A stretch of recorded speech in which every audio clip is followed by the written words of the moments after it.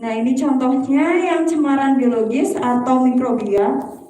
Yang pertama yaitu bisa berasal dari air tercemar. Karena air tercemar itu air yang tidak bersih yang dapat menyebabkan cemaran biologis. Kemudian bisa dari debu, misalnya karena di pinggir jalan juga bisa.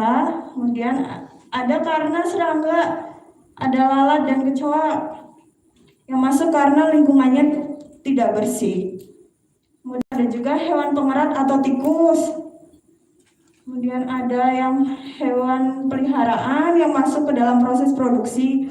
Makanya nanti di dalam proses produksi diharapkan hanya pegawai atau pelaku usaha yang masuk ke dalam proses produksi. Kemudian peralatan kotor itu juga bisa menjadi cemaran. Kemudian tangan yang kotor tidak dicuci dulu sebelum melakukan proses produksi itu juga bisa menjadi cemaran biologis. Kemudian bisa dari penjajah pangannya. Kemudian karena pangan mentah, karena sampah yang tidak ditutup, dan sebagainya.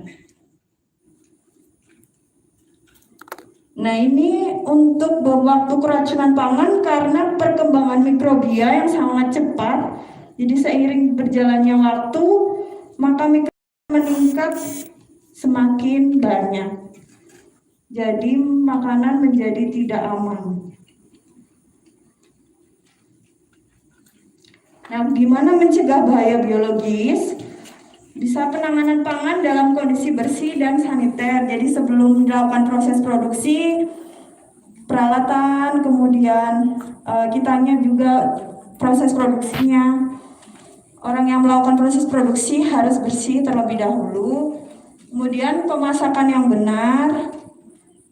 Kemudian hindari kontaminasi silang. Jika misalnya sudah melakukan pemotongan daging dengan satu pisau, maka pemotongan sayur dilakukan dengan pisau yang lain. Kemudian penyimpanan yang aman, misalnya bahan mentah jangan dicampur dengan bahan matang. Kemudian penerapan higien dan sanitasi bagi pekerja, peralatan, dan lingkungan sekitar. Kemudian yang kedua yaitu cemaran kimia. Pangan mungkin mengandung bahan kimia seperti pestisida, mungkin dia terbawa dari proses pertaniannya. Kemudian bahan pembersih, kemudian bisa dari cat atau minyak pelumas, bisa juga dari logam berat, racun alami, BTP melebihi batas yang diizinkan, kemudian bisa juga dari bahan berbahaya yang dilarang untuk pangan. Misalnya formalin. Formalin itu biasanya ditambahkan kepada apa ya Pak? Seharusnya.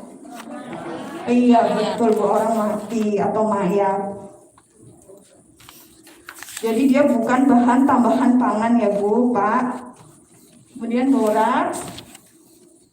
Kemudian ada juga pewarna tekstil. Biasanya yang ditambahkan pada pangan itu pewarna tekstilnya itu adalah yang berwarna merah dan berwarna kuning. Itu adalah pewarna tekstil dan bukan pewarna untuk makanan. Dan itu biasanya warnanya ngejreng Bu, misalnya merah-merah. Kemudian yang terakhir bisa juga dari cemaran dari bahan kemasan pangan atau migrasi. Misalnya dari membungkus makanan atau gorengan dengan kertas koran. Itu tidak boleh ya Bapak Ibu.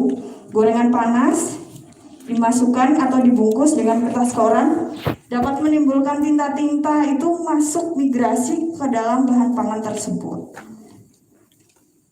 Nah, bisa juga dari racun alami. Nah, dia ada singkong beracun mengandung HCN. Dapat menyebabkan mual, muntah, pusing, tidak bisa bernafas, dan percepatan denyut jantung. Kemudian kandungan jamur beracun, amatoksin atau palotoksin. Makanya kalau misalnya kita menemukan jamur di mana itu jangan langsung dimakan ya Bapak Ibu. Mending kita membeli jamur yang sudah misalnya di warung atau di pasar, karena kita tidak tahu Mungkin saja jamur yang kita temukan di mana gitu